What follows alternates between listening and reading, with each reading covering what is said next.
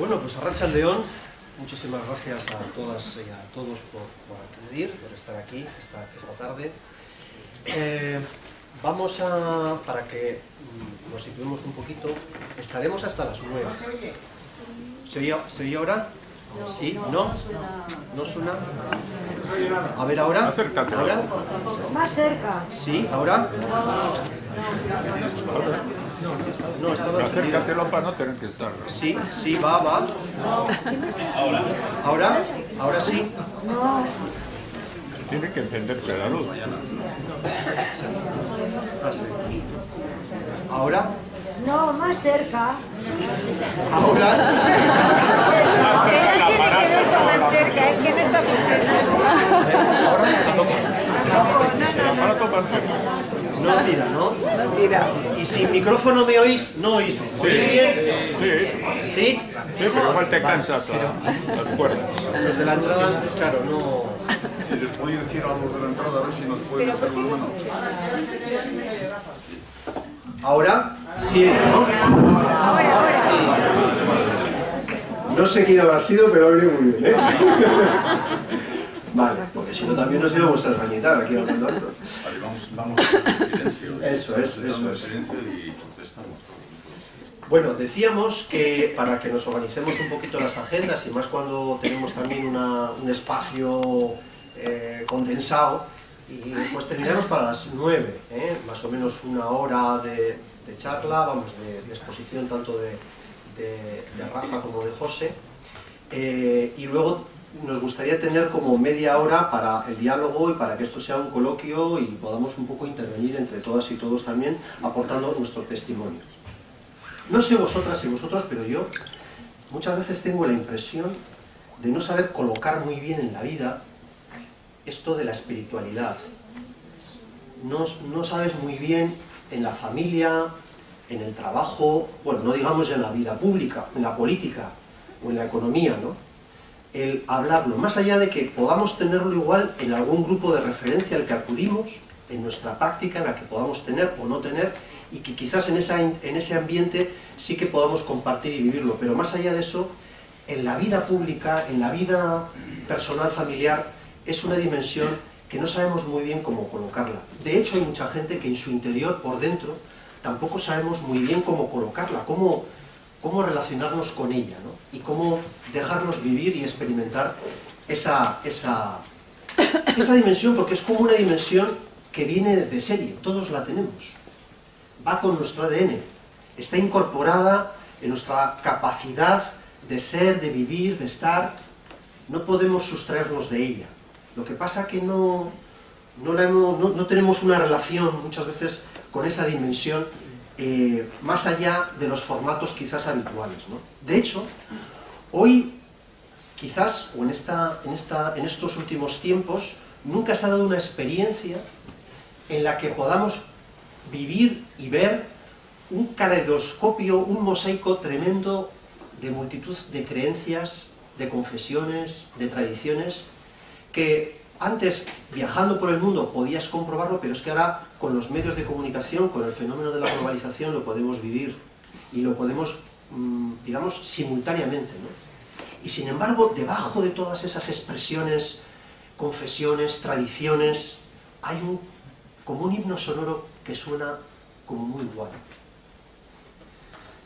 De hecho, la ciencia, que siempre ha sido un elemento como de reducir esta dimensión más espiritual, de reducirla, ¿no?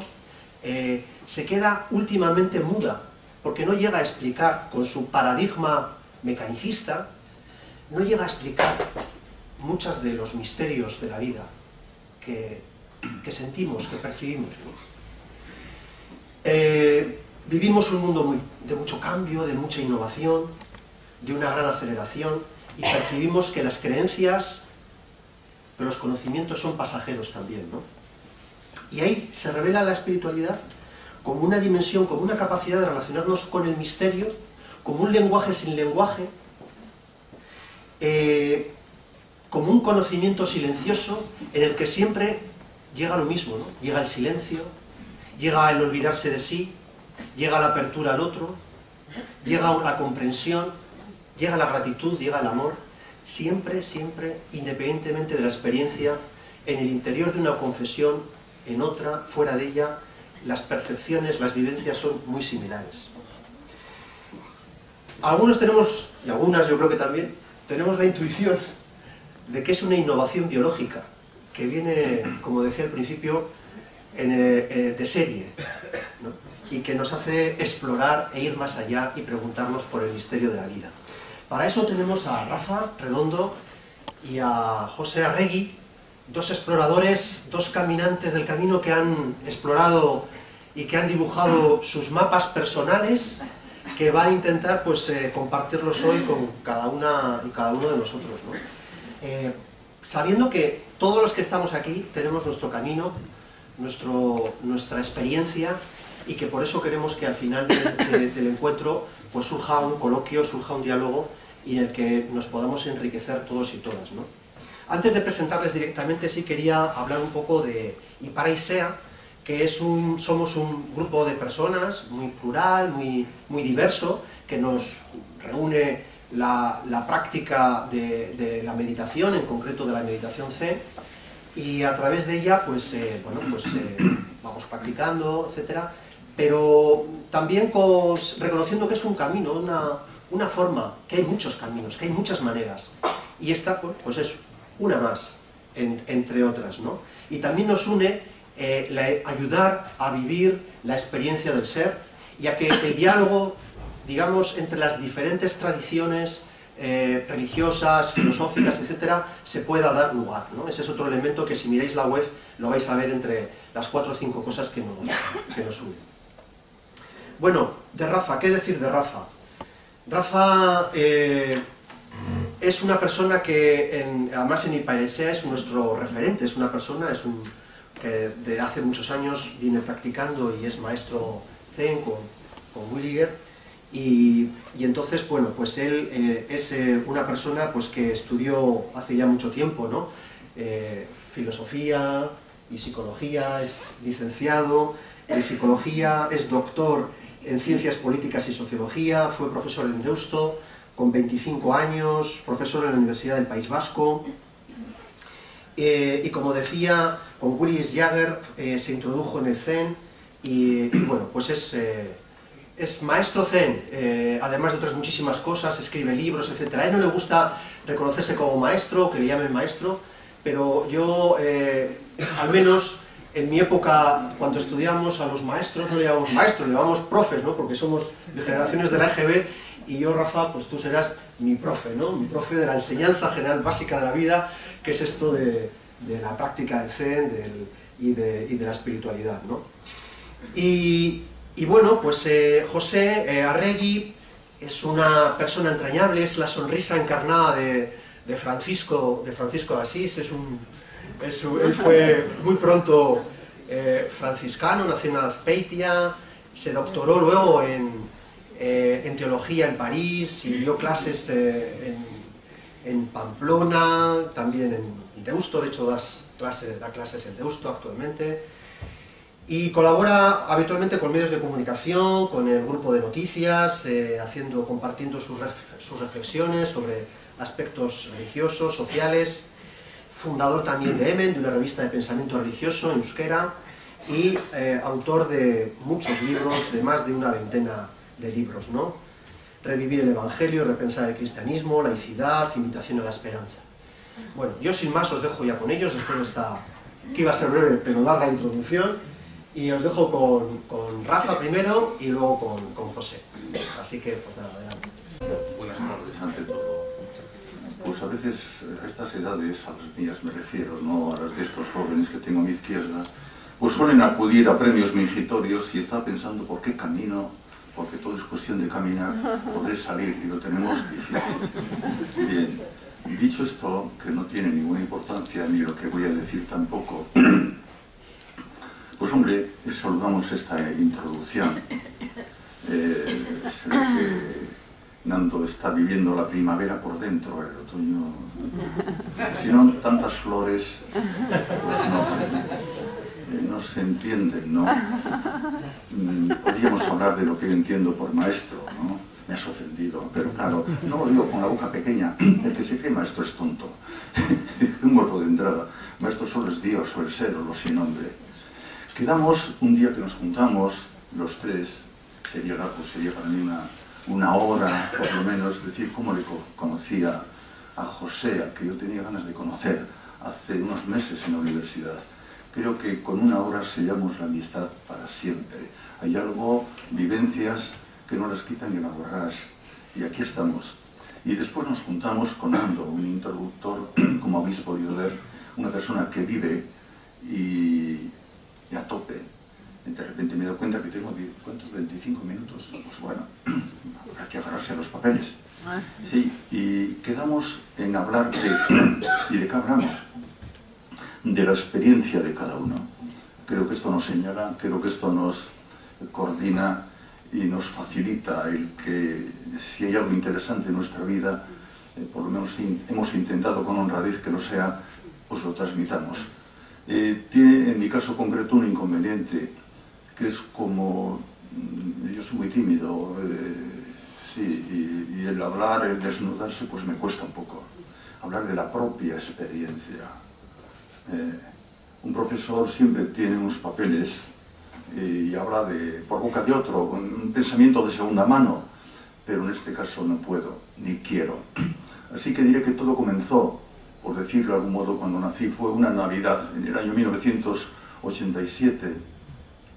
Yo había aprobado una cátedra aquí en una escuela universitaria y era titular en San Sebastián. Por razones de la columna tuve que trasladarme, pero bueno, tuve muchas felicitaciones. Era el primero de mi departamento que había conseguido la titularidad y todo eran felicitaciones y felicitaciones. Y bueno, sí, estuve atontado 3 días. La verdad es que era también cuestión de sobrevivir, pero yo notaba que algo me faltaba, que me faltaba mucho, que no estaba contento. Has llegado, decía una catedrática, a la crème. No voy a extenderme mucho, pero fue precisamente en el mayor éxito objetivo cuando tuve la afortunada, hoy digo, experiencia de caer en picado. Conocía, en teoría, lo que es una depresión. Como veis, me estoy y lo conocía porque lo explicaba en clase, pero no lo viví hasta entonces. Comenzó una etapa dura de creer nada, de haber conseguido una meta, nada. Era otra cosa, había otra demanda. Y escribí que sufrimos por 2 causas. Porque no conseguimos unos objetivos, así le llaman, unas metas, que desde pequeño nos enseñaron: estudia que para ti será, brilla, sé brillante y tal. Pero sobre todo sufrimos porque hay una demanda, somos peregrinos de un camino más eterno. Nuestro corazón no descansa hasta que logra, si es que lo logra, encontrarse con ellos, con eso que llamamos ser, Dios, lo sin nombre, lo no manifestado. Yo tenía una sed de ser descomunal, y la psicología y el mundo de la psicopatología y del hospital donde trabajaba, pues no me ayudaron. Hubo otra demanda, y agradezco a ese bajón el poderme haber encontrado con un camino. Todos los libros, todas las ensaladas de Tithol, Transilium, Prozac no servían para nada, porque la demanda esa era impertinente y sigue siéndolo, y afortunadamente me acompañará hasta el final. Y empiezo, vi entonces, me vais a perdonar que me agarre el papel porque si no me enrollo. Me pones me avisas, te quedan 3 minutos como en el avión.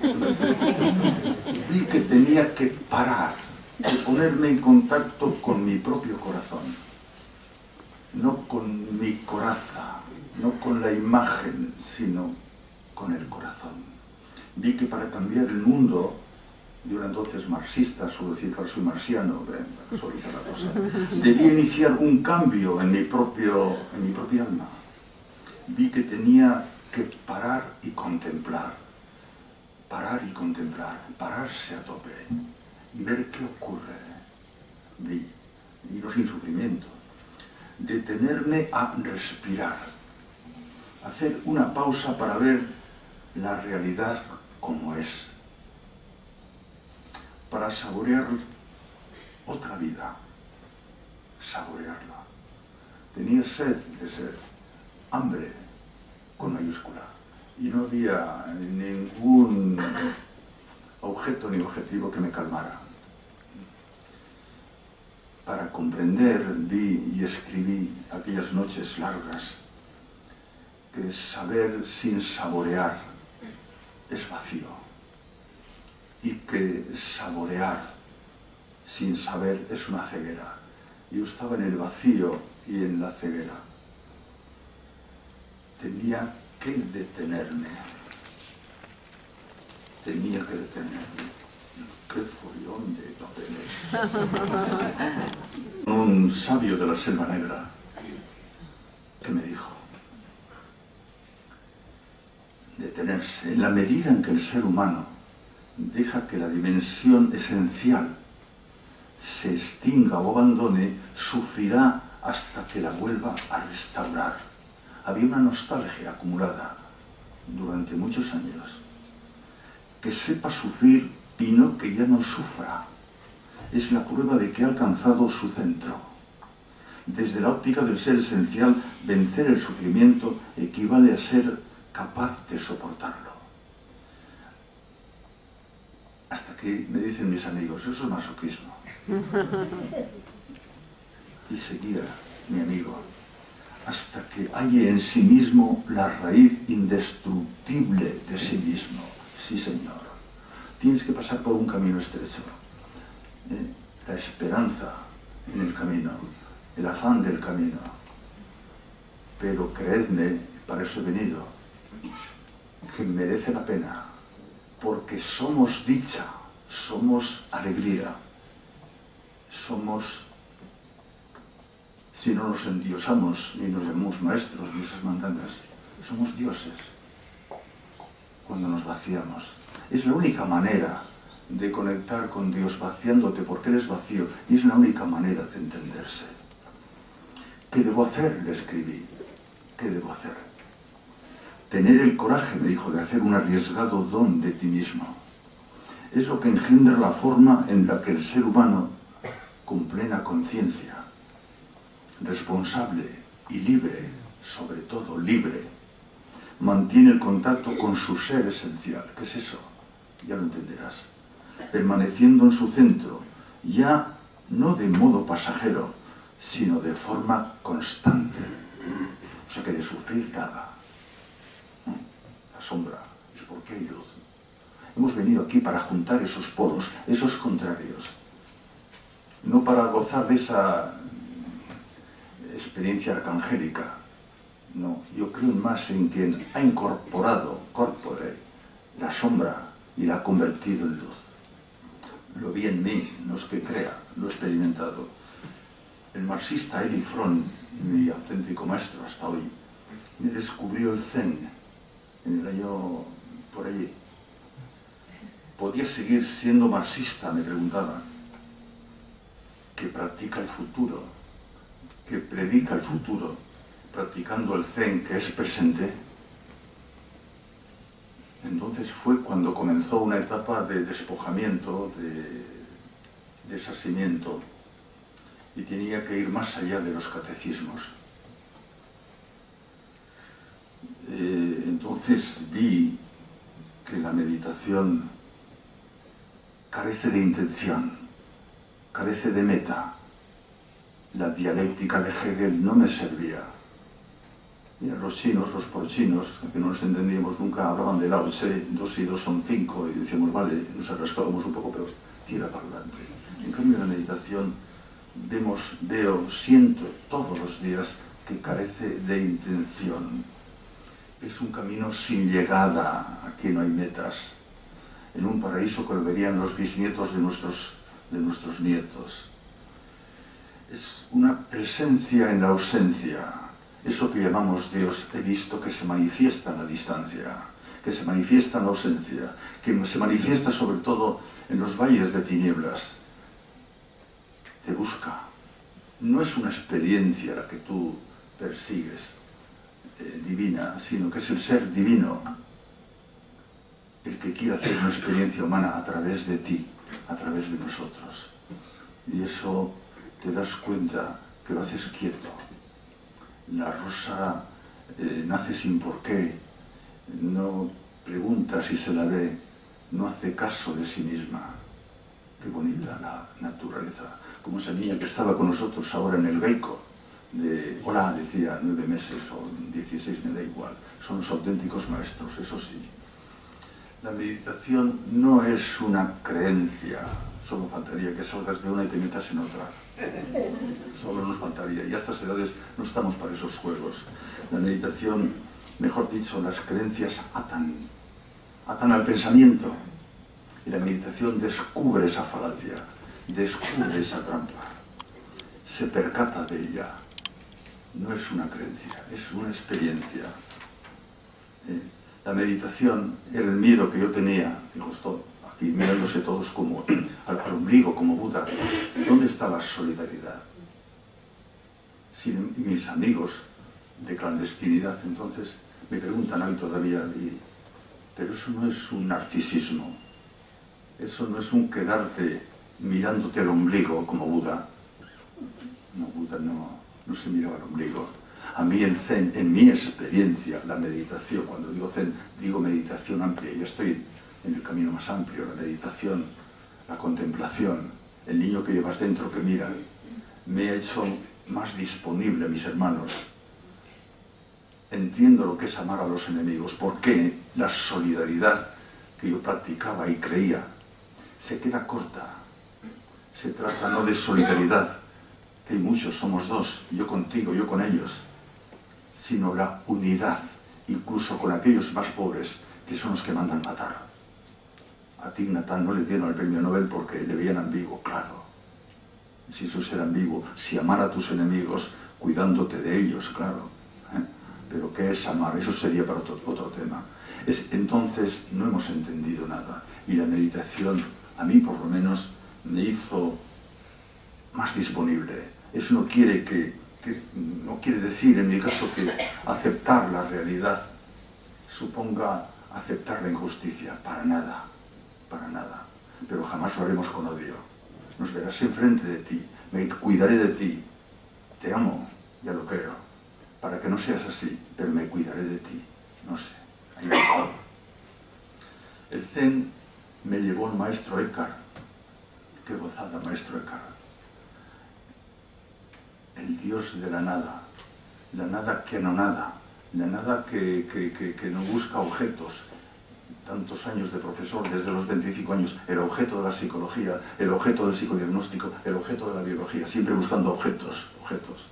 Y cuando te encuentras con la nada, pues te asustas, ¿no? La ciencia se lleva, Nando, ¿verdad?, muy mal con la nada, porque anonada es una nadería. Eckhart me llevó la visión de Jesús, me está llevando desde otro paradigma. León Felipe decía, hay que rescatar al Quijote de los curas y de los barberos que lo tienen secuestrado. Algo parecido con el profeta del amor, el Galileo de Nazaret. No pertenece a ninguna iglesia, creo yo, lo vivo libre. Creo que es urgente y apremiante rescatarlo, que viva en ti. No se trata de ser cristiano, sino de ser Cristo, como tampoco creo que se trata de ser budista, sino de ser Buda, de ser entero. La misma razón te lleva ahí. Hay un momento en que rompe aguas y te inclinas, te arrodillas, te desprendes y cuesta, vaya que sí cuesta, duele. Eso que decimos en la meditación, el ego, joder, es bastante jodido el desprenderse del ego, pero qué liberador es, merece la pena. La meditación, en mi caso, me quitó el miedo a la muerte. Lo digo así un poco porque desciendo de toreros andaluces, que no sé qué lío tienen con la muerte, pero me lo transmitieron en los genes. pero no tiene que ver los genes con la naturaleza esencial. Claro, había que no dejarse engañar. Aprendí de Descartes que el miedo que tenía él, temor o respeto, que prácticamente viene a ser lo mismo, a ese duende maligno que entre en mi razón y me obnubile y me impida ver la verdad. ¿No será que me estoy metiendo en otra? ¿No será que salgo de una religión y entro en otra? Me lo sigo planteando hoy. Agustín de Hipona, tan lúcido, muchos siglos antes, dijo en sus confesiones, o en los soliloquios concretamente: Señor, que cuando yo te busque a ti no encuentre otro, no me salga al camino otro en vez de ti. Y voy a resumir, ¿no? Vi que había dos caminos. Uno de ellos puede ser engañoso. Les llamo traslación o transformación. La traslación supone el cambiar de muebles la casa, el decorarla, el estar a gusto. Es una nueva creencia. Cambio el cristianismo por el budismo. Cambio a Rajoy por Ciudadanos. Cambio a... y no salgo de casa. Mi abuelo decía, ando como la burra del tío Palomo, que no hace más que trotar y no sale del corral. Eso es ¿verdad? Izquierda Unida o Podemos, con todos los respetos a esos compañeros, pero no me habléis de catecismos. Es un nuevo modelo de traducir el mundo sin salir del mundo, sin salir del tiempo, sin salir del pensamiento. Una nueva creencia que atenúa temporalmente nuestro terror a considerarnos aislados, solos. El maestro Erifrón me enseñó, para ser solidario tienes que aprender a estar solo. Claro que sí. Es una realidad, es una experiencia. Superar el miedo a sentirte separado, nuestro miedo a la soledad, el sinsentido, la muerte, a por él, sí, el sinsentido, la soledad. Él hablaba como nadie de la soledad, pero no voy a hablar ahora de Fromm, sino de mi experiencia. Hay, sobre todo, pues, algo que no es la morfina, la droga de estar religado, acompañado con todo sin saber para qué.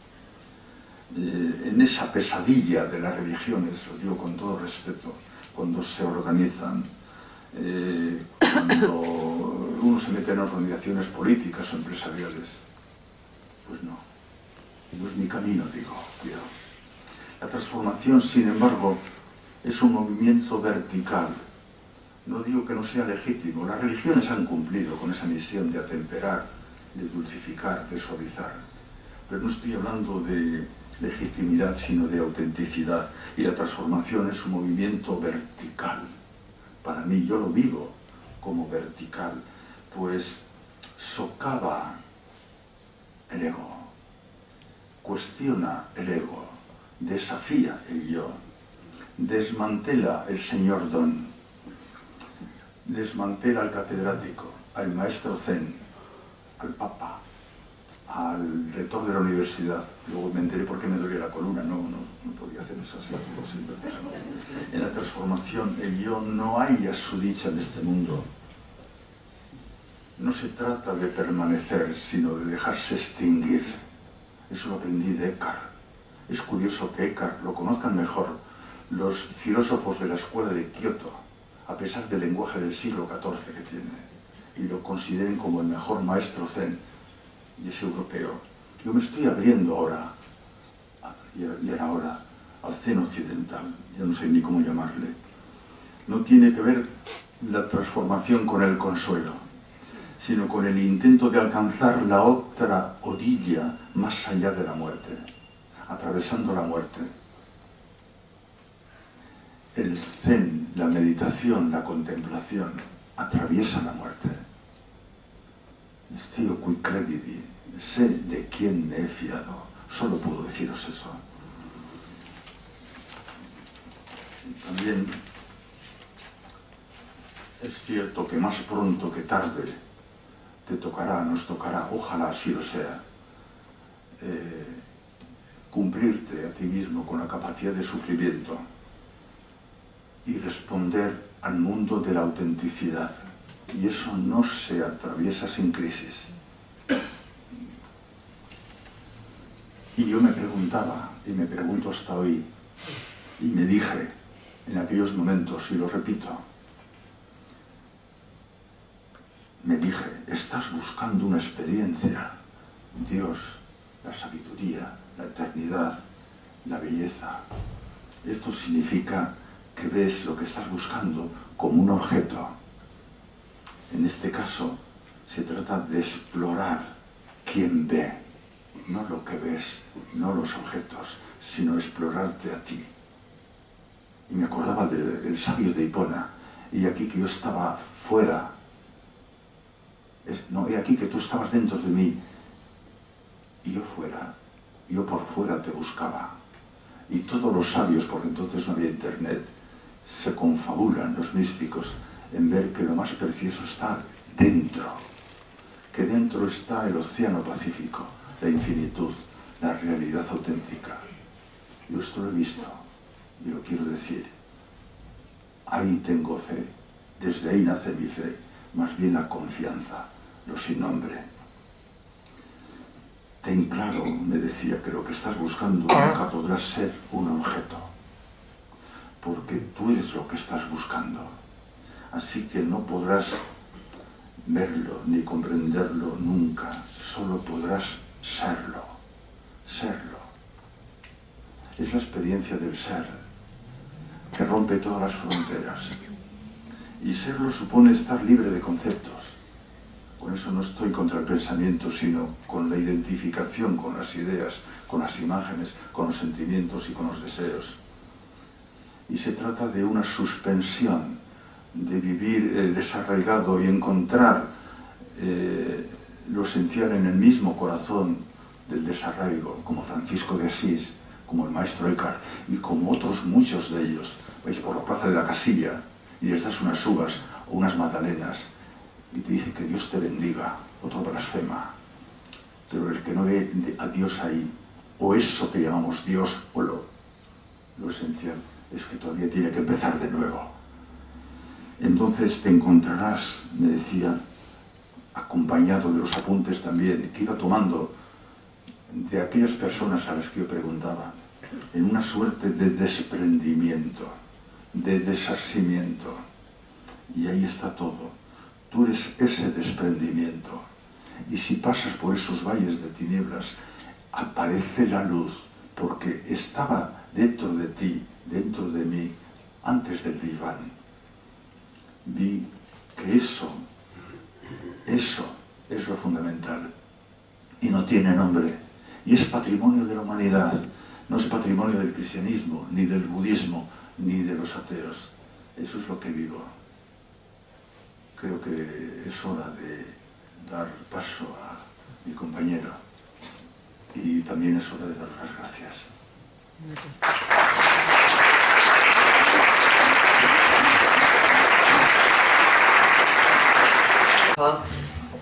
Deciros que desde este lado de la mesa estamos sobrecogidos por tanta presencia como la que tenemos y tanta intensidad con la que estáis presentes. José, te escuchamos. Gabón, eskerrik asko. Lo que de verdad siento que tocaría ahora es hacer silencio, ¿verdad? De verdad.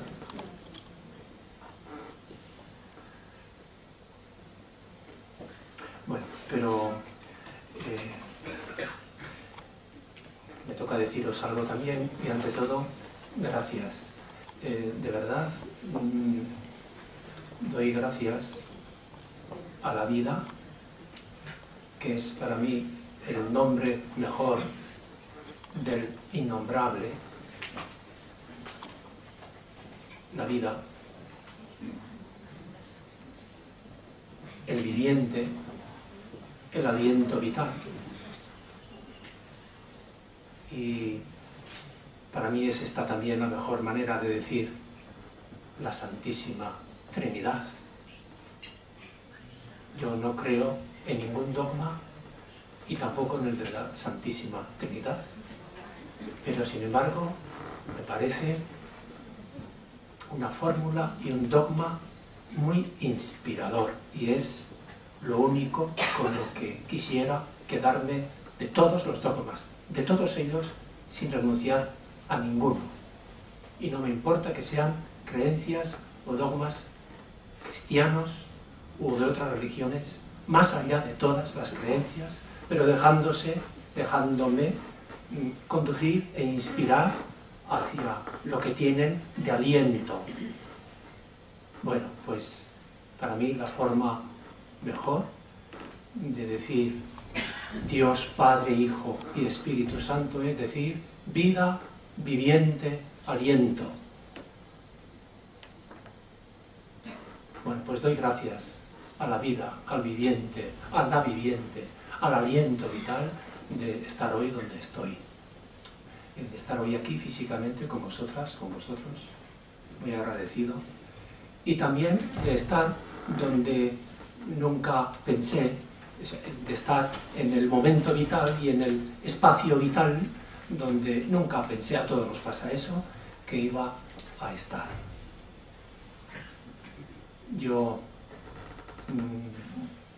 fui al seminario a los 10 años, antes de cumplir 11 años, y no volví a casa, aquel caserío viejo donde no había, sí, acababan de construir una pobre carretera de barrio y acabábamos de traer agua corriente a casa, y el agua, digo, la corriente eléctrica no llevaba muchos años en casa, apenas llevaba tiempo cuando yo nací, en el año 52. Fui al seminario en un mundo y ahora vivo en otro mundo, me siento en otro mundo muy, muy distinto y sin embargo el mismo. Y cuando ahora van a derribar el viejo caserío para hacer uno nuevo, y bueno, de vez en cuando voy allá, está destartalado ya por dentro, lo han vaciado absolutamente, y allí hay también un aliento y todo lo que yo viví en otro mundo, pero sigo viviendo al mismo tiempo en el mismo mundo. Tengo 63 años pues recién cumplidos y siempre me llama la atención, tengo una sensación muy fuerte de que ha cambiado tantas cosas en estos 63 años.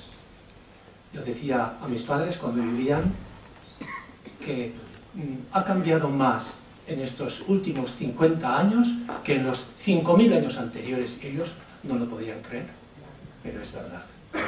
En 50 años ha cambiado más la cosmovisión, la manera de mirar el mundo, de vivir la religión, de decir la realidad, de decir Dios, no, que en los 5.000 o 10.000 o 50.000 años anteriores. No exagero, vamos, estoy convencido de que no exagero. En mi caserío, en nuestro, nunca se habla en singular, en euskera. En nuestro caserío se labraba la tierra con un arado, igual que cuando se inventó la agricultura 10.000 años atrás en Mesopotamia, actual Irak. Bueno, pues cuando yo fui al seminario, vivía plenamente integrado en un mundo agrícola, en un paradigma, en una visión del mundo, en una cultura, en una era cultural agrícola. Una era cultural agrícola que hace todavía 200 años hemos pasado a la era industrial, aquí, en Bilbao, tal vez un poco antes, en nuestro caserío mucho más tarde, hace 50 años, tal vez, no antes. Cuando yo fui al seminario, para mí, claro, Dios estaba arriba, Dios era todo. Yo pensaba que al cielo se subía desde la punta de un pino muy grande que había en nuestra caserío, lo que pasa es que no podía subir a la punta de aquel pino. lo más importante que yo podía ser en la vida, la aspiración máxima era ser sacerdote, ser franciscano de Aránzazu. Hasta los 20 años aproximadamente, hasta los 18 años, pervivió en mí ese paradigma cultural, antiguo, premoderno, agrícola, y lo digo sin ningún desprecio porque me siento tierra, ¿no? Tierra viviente, como todos, todas somos, ¿no? Y todo lo que es tierra viviente, aliento del espíritu que late en las partículas atómicas y en el corazón de las galaxias, en expansión y en todo lo que es y está relacionado y se mueve, de modo que al decir paradigma agrícola no tiene ninguna connotación peyorativa, pero es otro mundo, no el mismo mundo, otros esquemas mentales. Cuando al estudiar filosofía y teología me fui haciendo preguntas, empezaron en mí las dudas y mucha angustia por las dudas de fe. ¿Cómo puede ser? Dios empezó a hacerse un gran enigma y un gran interrogante, hasta que una vez que fui a confesarme, yo tenía 17 años y llevaba muy mal eso de las dudas de fe, y solíamos ir confesados a la cama. Era en Orite, cuando yo estudiaba filosofía, y me torturaban las dudas de fe que tenía, y me confesé de eso. Y me dijo el confesor, que era un profesor de mucho prestigio además: ¿y tú qué quieres, pues? ¿Ser creyente sin dudas? Bueno, pues aquella noche yo perdí la angustia de dudar, y desde entonces la duda forma parte de mi forma, ha formado parte de mi manera de ser creyente. Hoy me importan mucho menos las mismas dudas, ¿no? Me parece que no son importantes las certezas, ni siquiera las dudas. Bueno, pues al estudiar filosofía empezaron a ser otras las cuestiones. ¿Cómo hacer compatibles la fe con la razón? La religión con la ciencia, este mundo con el otro, el compromiso con la realidad y la espiritualidad, la modernidad, pero la modernidad lleva muchos dualismos dentro, y yo me desgañité buscando respuestas a estas preguntas, a estas dualidades. Cuando después me destinaron a estudiar teología en París, 4 años estuve allí, y allí me pareció como que, bueno, por fin más o menos tenía algunas respuestas o horizontes de respuestas a estas grandes preguntas que la modernidad había planteado a mi fe y no había logrado nunca resolver. Bueno, me pareció que, bueno, más o menos, pues bien, al cabo de esos 4 años, o en el último año, y sobre todo en el proceso de la elaboración de mi tesis, yo hice la tesis sobre el cristianismo y otras religiones a partir de un autor suizo-alemán, Hans Urs von Balthasar, pues sentí que aquel camino no me llevaba más que a un callejón sin salida. Y entonces, pues di como otro salto a otro paradigma, de modo que en 63 años, con esto es con lo que he empezado esta comunicación, yo he conocido 3 paradigmas culturales, o es como si estuviese viviendo la tercera era cultural de la humanidad. Pero esto es lo que nos está pasando, me parece que a todos los que tenemos más de 50 años. Bien, pues tuve que pasar, porque si no me rompía, a un horizonte mental y cordial mucho más amplio, porque me ahogaba en los esquemas de la religión, aunque fuese moderna. Yo me vi confrontado ante tres opciones y tres teólogos grandes. Hans Urs von Balthasar, que básicamente sigue siendo un pensador premoderno, de un enorme brillo y capacidad, superdotado, ya murió en el año 86. Para aquel no hay más religión verdadera que el cristianismo, más encarnación de Dios que Jesús, Hans Urs von Balthasar. Mientras hacía mi tesis sobre él, tesis con la que él tampoco estaba de acuerdo, lo que me hacía sentirme más perdido aún,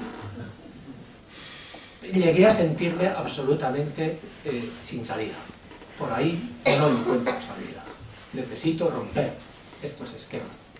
Probé con Karl Rahner, otro de los grandes teólogos, pero también para él básicamente el esquema sigue siendo el mismo.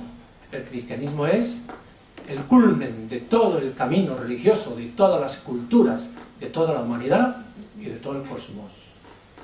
Pero esa postura me producía la misma sensación de sofoco y de ahogo.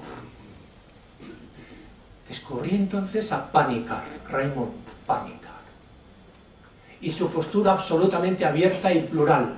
Dios tiene muchos nombres. Dios no es más que un término y una imagen que nosotros ponemos a la realidad, a lo que es. Y leí que decía, fui a la India porque él era de padre indio, Panikkar, y madre catalana. Y fue sacerdote y además del Opus. También él tuvo que caminar mucho. Decía, hacia el final de su trayectoria vital, murió hace 2 o 3 años. Fui a la India pensando que era cristiano. Allí descubrí que era hindú. Y volví de la India siendo budista, sin dejar de ser cristiano. Bueno, eso sí me dio respiro y amplitud. La cuestión, como decía Rafa, no es en qué creencias sostienes tu aliento, sino lo que nos alienta, más allá, en el corazón de todas las formas. De modo que entonces, pues yo, ahí sí me sentí liberado. Bueno, eso no pasó en un día, ni en un año siquiera, y todavía no ha pasado, ¿no? Pero en eso me siento. Y estos últimos, bueno, desde aproximadamente estos últimos años, en fin, el gran cambio de esquema mental, de paradigma, el tercer paradigma en mí se abrió aproximadamente cuando yo tenía pues 35 o 36 años, cuando estaba terminando, no, haciendo la tesis. Bueno, y luego he ido como construyendo más racionalmente. Todo esto que os digo es demasiado racional también. Pero he ido construyendo un paradigma, sí, absolutamente pluralista, porque todos los nombres son pocos y ningún nombre le designa, lo designa, ¿no?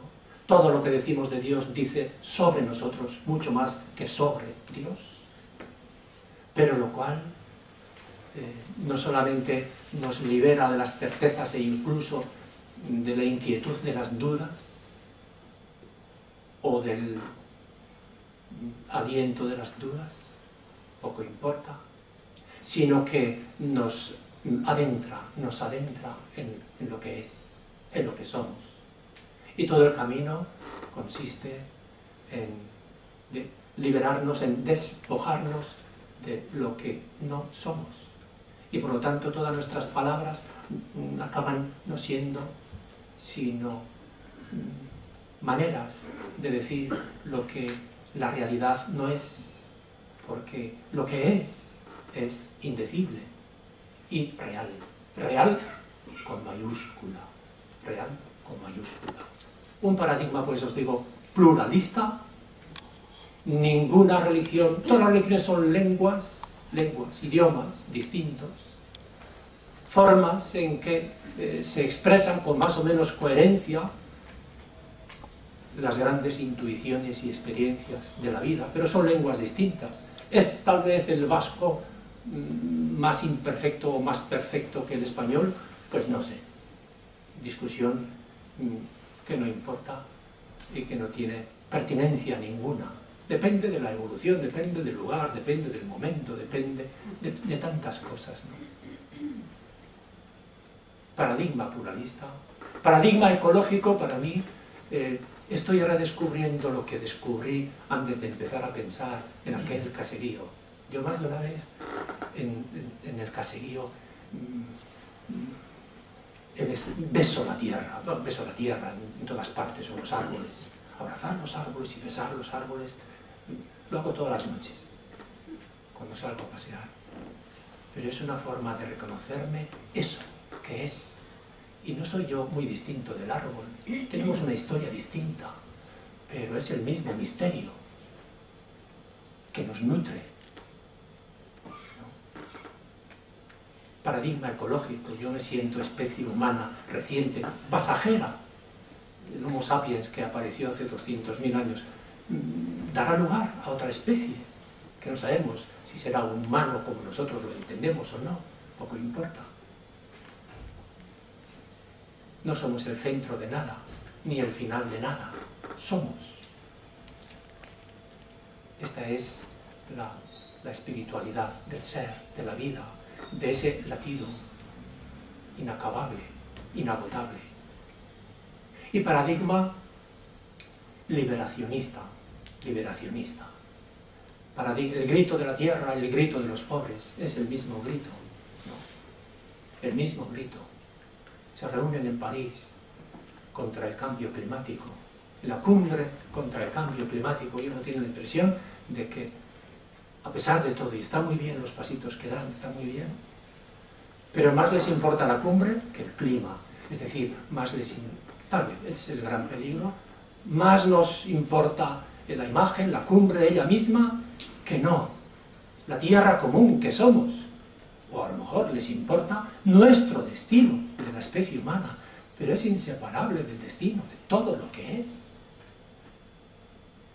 Bueno, y para mí esto es espiritualidad, ecología profunda, ecología integral, liberacionista, porque el sufrimiento de tantos seres humanos y de tantos seres de otras especies es el gemido, otra imagen que me gusta mucho, es el gemido del espíritu en el corazón de cuanto es.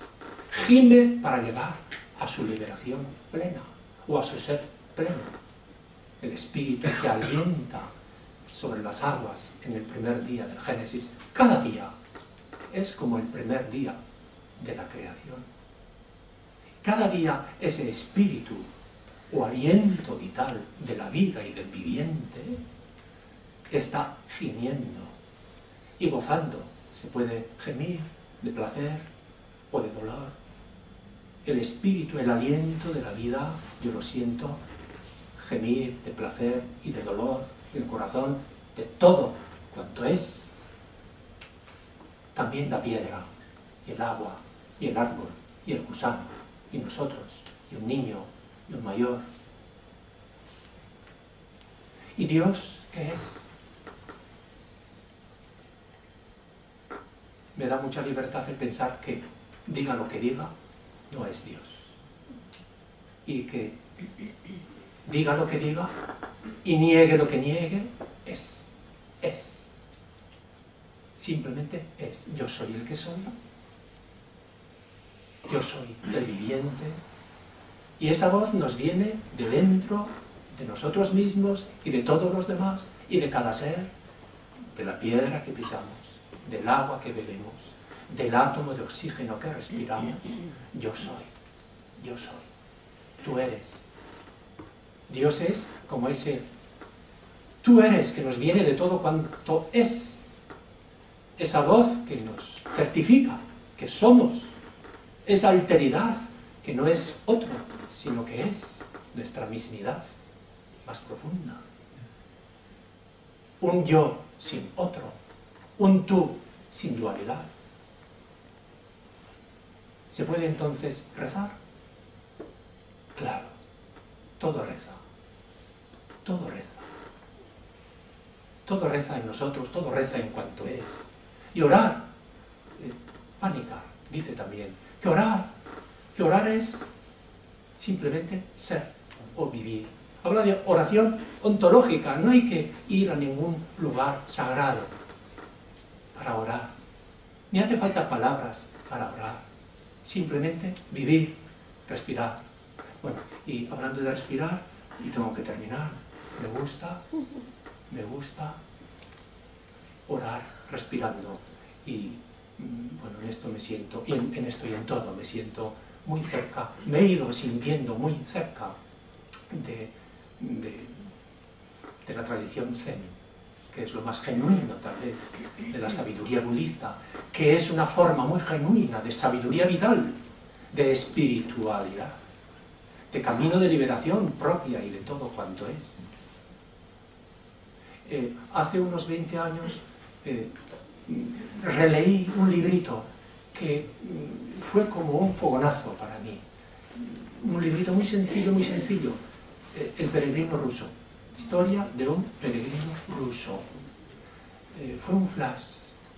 ¿Y qué enseña esa? Bueno, pues la historia de un peregrino ruso que una vez escuchó que había que orar constantemente y no sabía cómo hacerlo, pero cuando duermo, ¿cómo es posible orar? Y cuando trabajo, ¿cómo es posible orar? Etcétera.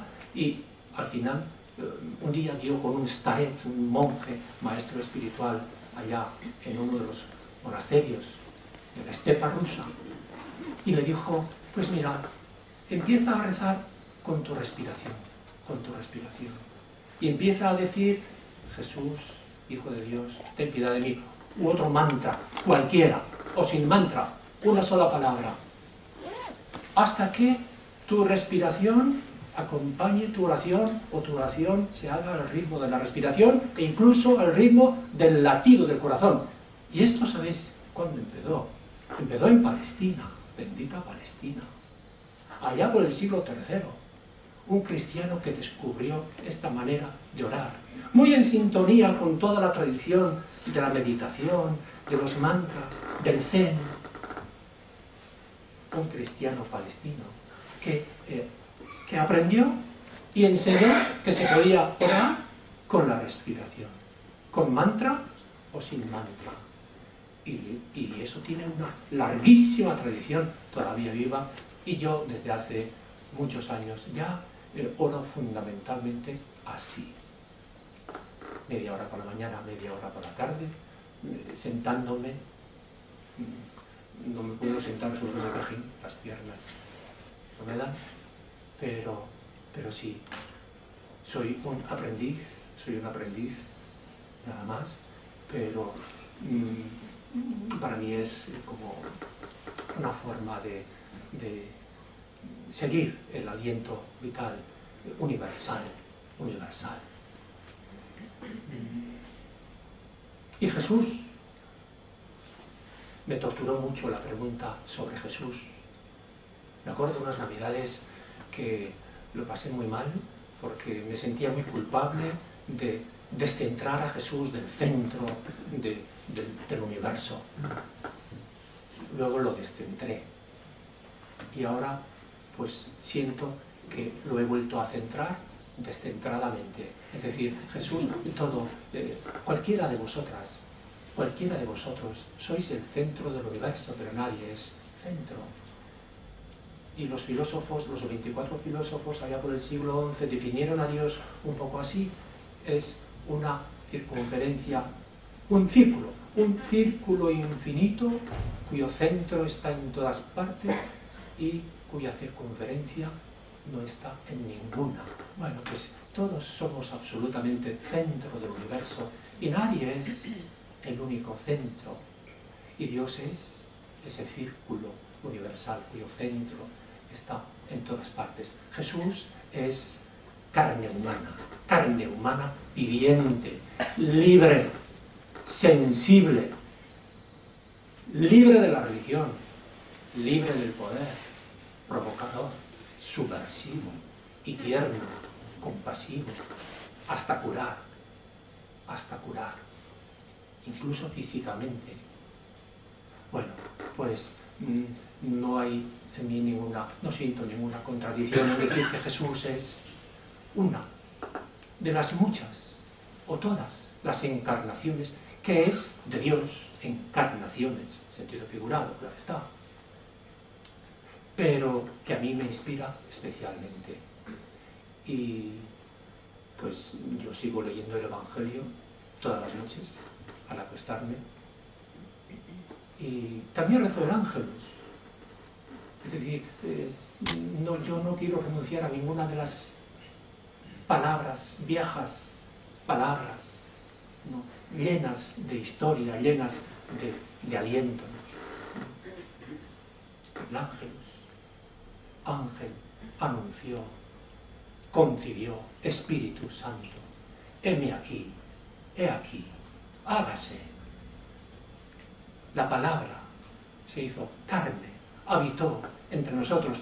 Todas las palabras me parece que son plenitud de sentido, que nos abren, no para quedarnos en lo que significan, sino para dejarnos mover con aliento y confianza hacia esa vida que nos envuelve y nos salva y que somos. La cuestión está en dejarnos despojar de todo lo que no somos. Gracias.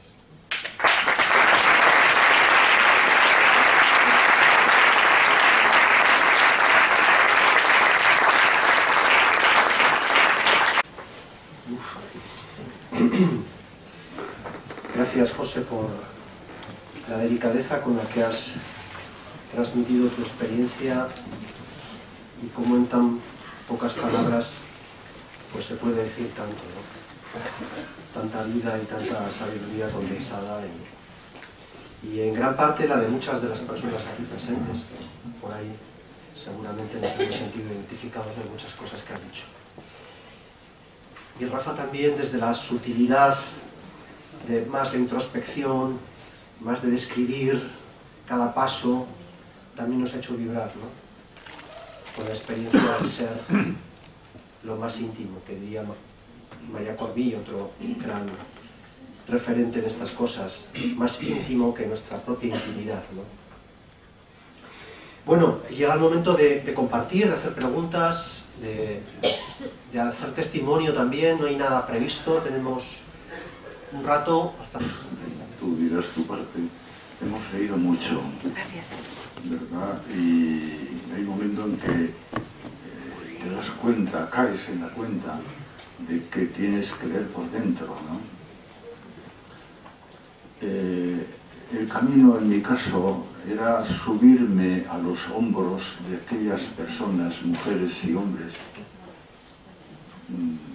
que yo creía y luego constaté que habían visto mucho. Y desde sus hombros, pues tú ves mucho más. O sea que me colaba, como cuando tenía 6 años, 7, me colaba en el campo San Mamés. Luego Zarra me conocía, pero no os voy a contar las cosas esas. Cuestión de colarse, de atisbar quién te puede ayudar. Yo que necesito, por lo que os he dicho antes, mucha ayuda. Pues sí, todos los caminos son senderos que llevan a la misma cumbre. Vi que todo lo que asciende converge, esto lo aprendí de Teilhard de Chardin, pero en mi vida personal era subirme a los hombros. Igual mañana te cuento otra cosa, pero es lo primero que se me ocurre. Voy a ser breve, ya lo he sido.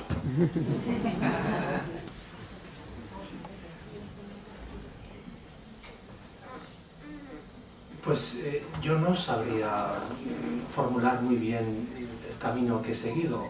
Tengo la impresión de que pues la vida me ha puesto en la tesitura constantemente de tomar pequeñas decisiones y bueno, algunas las habré tomado bien, otras las habré tomado mal, pero hoy me siento agradecido de todas ellas, las que han podido ser mejores y las que han podido ser peores, porque me permiten estar donde estoy.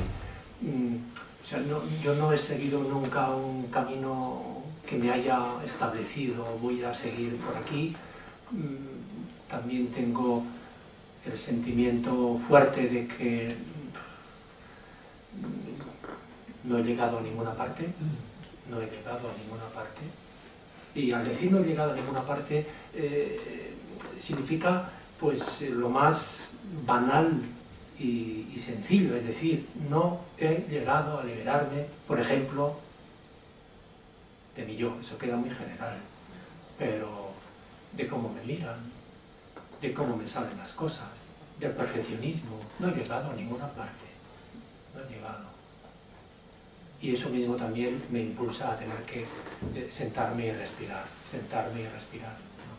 ¿no? Y bueno, yo siempre lo hago también con un icono de Jesús, una velita, y mirar, o a veces cerrar los ojos, y pasarme casi todo el rato diciendo, por ejemplo, Maranatá, o luz que penetra las almas, fuente del mayor consuelo, pero casi todo el rato distraído. No he llegado tampoco a esa meditación que supongo que Rafa y Nando y tantas y tantos de vosotros estáis en un estadio mucho más. Bueno, entonces, bueno, y al final diría por fin que lo que veo que mi vida está siendo es un camino de una simplificación creciente de todo. Quería comentar un poco al hilo de lo que plantea Irache, ¿no? Eso que hablamos de la experiencia del ser me suena a Heidegger, ¿no? Cuando pasaba por aquellos campos de aquella cabaña de Alemania. ¿Y qué haces, Martín? Pastoreando al ser. Joder, pues nada. Y ves que te pastorea él a ti. Lo ves, lo sientes en la carne, ¿no? Y hablamos mucho de ser porque no sabemos cómo llamar a eso. Y puede sonar abstracción. Yo, en resumen, quería concretar un poco más, aportar algo más.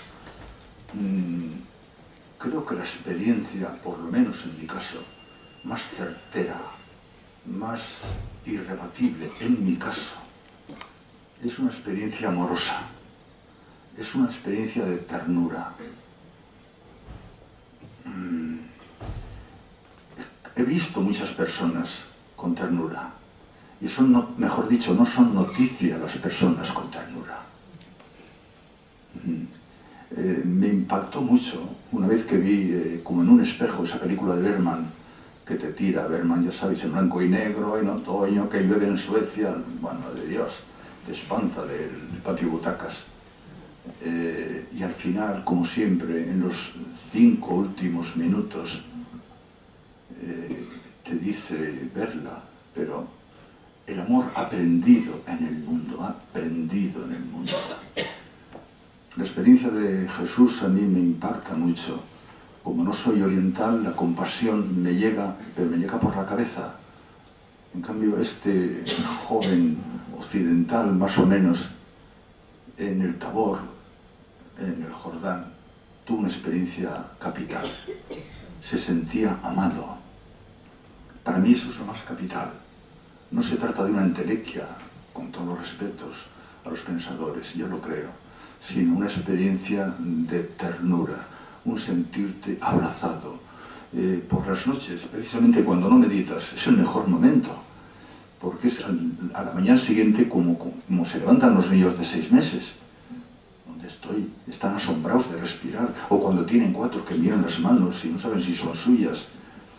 Alguien te respira, alguien te mantiene, hasta tus cabellos están contados. No es mentira, es una certeza. En ese sentido, y termino, para mí eso es una certeza. Hombre, demuéstralo, me decía un psicoanalista al que quiero mucho.